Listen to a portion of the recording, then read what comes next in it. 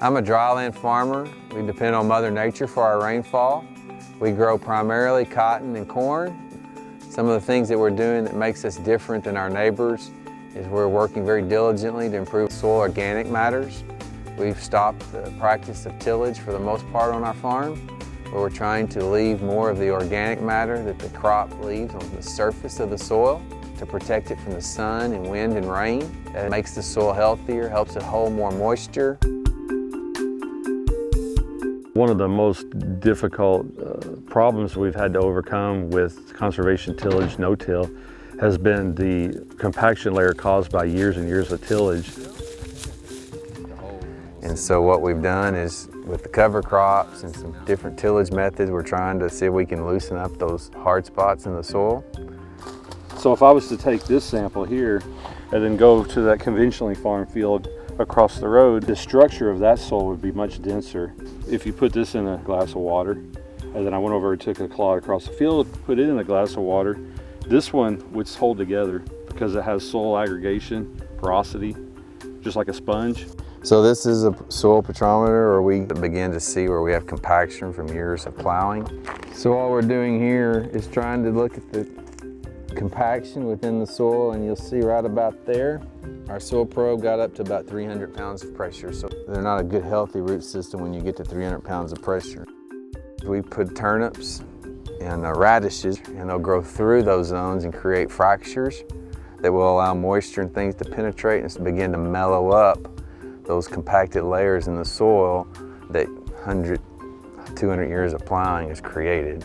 So that when we get these real drought periods like we've had in Texas the last 6 years or so, those roots can go deeper and get more moisture and more nutrients. The third thing we're doing is using the technology to guide our tractors and combines, which controls the compaction in our fields.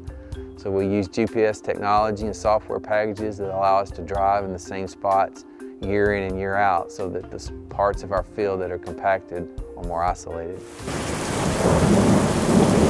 When a raindrop hits the soil in a conventional system, that raindrop takes that topsoil and moves it off the field out into the water supply, thus removing nutrients you need in your crops for next year that make a healthier plant. What happens in no-till is the life that we can't see in the soil produces excretants that stick the soil together, that hold it and keep it from washing into the ditches and the waterways. So it not only prevents erosion, but it makes the water supply cleaner and keeps more of the nutrients we need to grow crops in the field.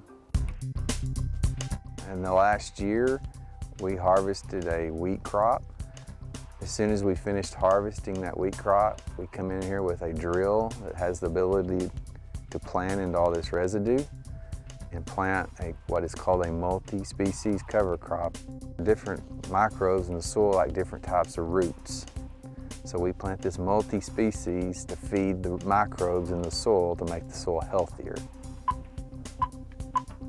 We have prescriptions that we create on the computer, and so as they drive through the field, it changes the elements that the crop needs the most in those areas. So this is the field that we did the cover crop on. Using the technology such as variable rate fertilizer applications, variable rate planting, helps minimize the amount of nutrients that go into the soil that could potentially run off.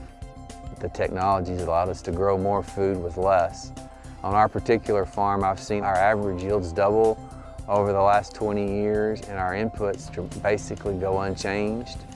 We produced the best corn crop we ever had by about 40% this year, and we actually use the same amount of fertilizer we were back when we were going 80 and 100 bushel corn. So how does that impact you as the consumer? That means we're being more environmentally friendly, but at the same time, we're growing a healthier, more sustainable food crop. When I'm able to speak with neighbors that are honest and truthful with me, it appears that in the drought years is where we see the most impact from our strip-till, no-till system, where we're able to conserve that moisture. We feel like we see a substantial yield boost simply due to the fact that organic matter maintains moisture and keeps the soil temperature cooler. We feel like as a family that's the only future we have. In Hill County, Texas, we deal with very severe weather conditions that go from extreme drought to extreme moisture. And we feel like that the soil, as I was once told by an NRCS guy, heals itself and takes care of itself. And the more we can leave it alone, the more promise there is in strip till and no-till. This is not going to be something that's a short-lived fad. We feel like it's the trend of the future.